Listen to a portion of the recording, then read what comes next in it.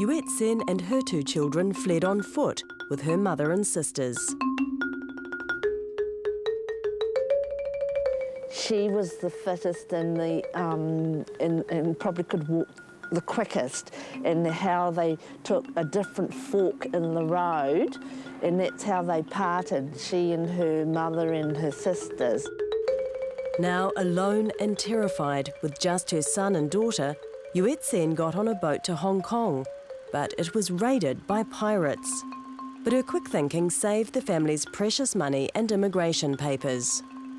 She had a special little vest on my older sister, a small vest where she had valuables and all that hidden, and then she also had it inside her hair and coiled around like in Shinong, and those were sort of coming astray, so it looked perfect, as if they had already been picked over. So she was, and my sister was already crying out of fear, so she's sort of encouraging her to cry more and more, I think I remembered her saying. From Hong Kong, the refugees came to New Zealand on 5 ships over 2 years.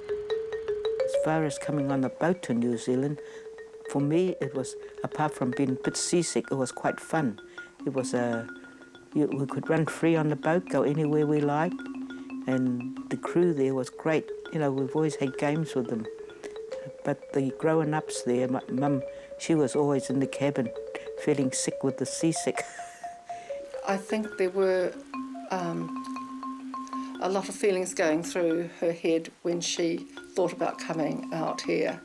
It was trepidation, but also the opportunity as well.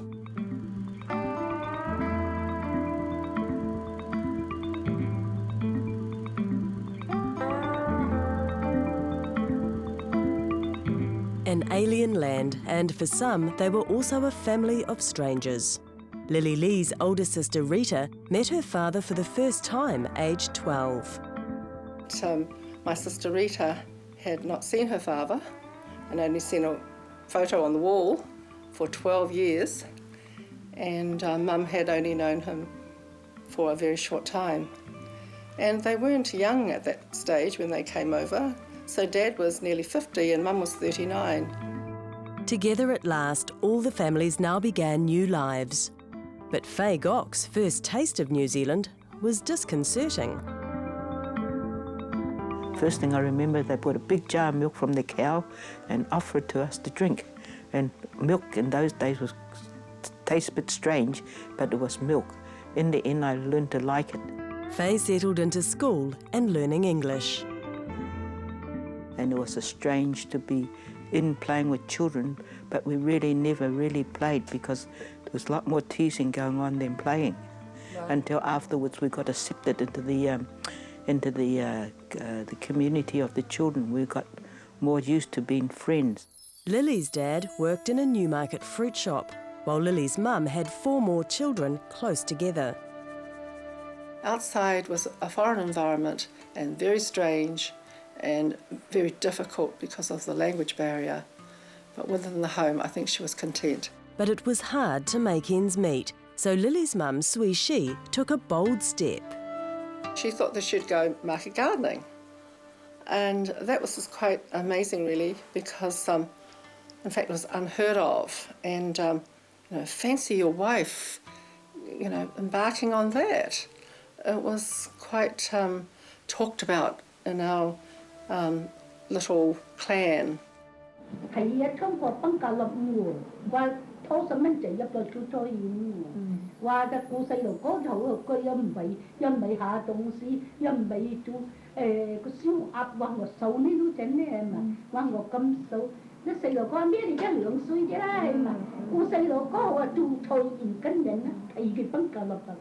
Sui Shi and the 5 children moved to Mangere and leased 6 acres for the market garden.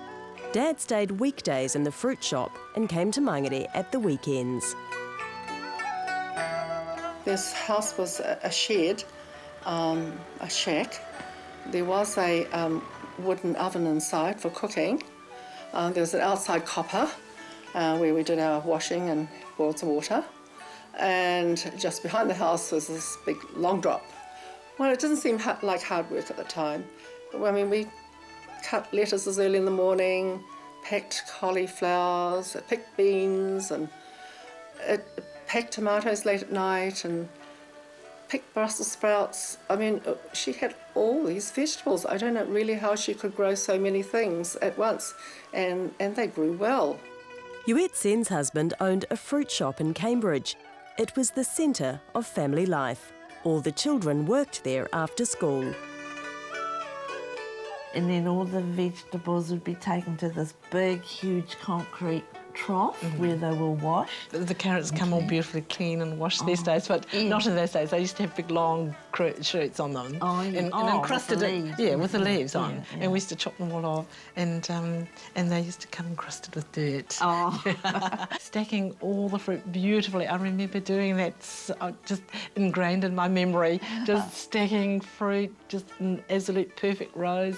Their mother now had 7 children and worked 7 days a week.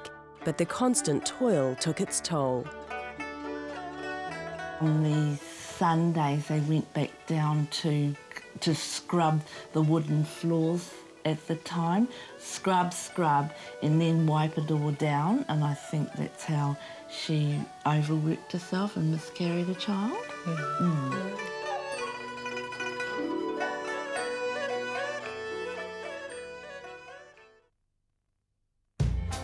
School was the other part of the children's lives.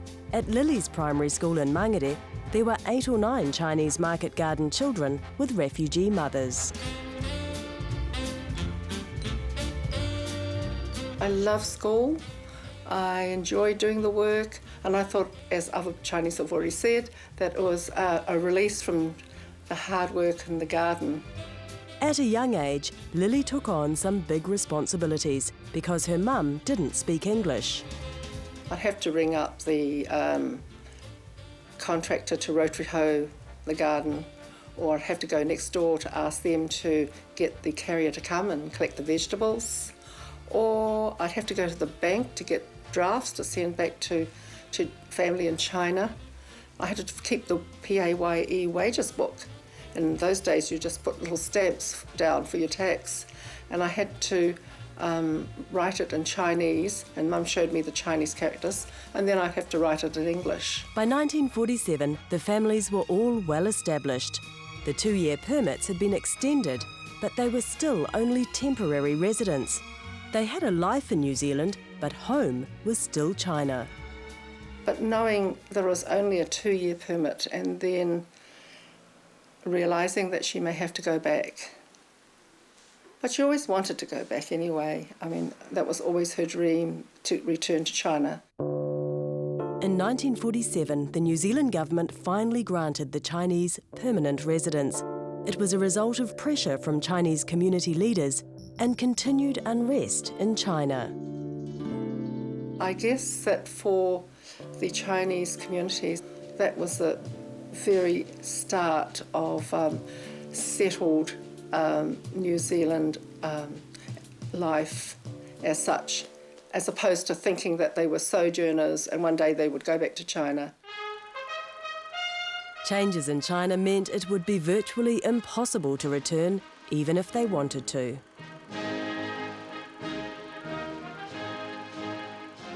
In 1949, it seemed more final that she couldn't return.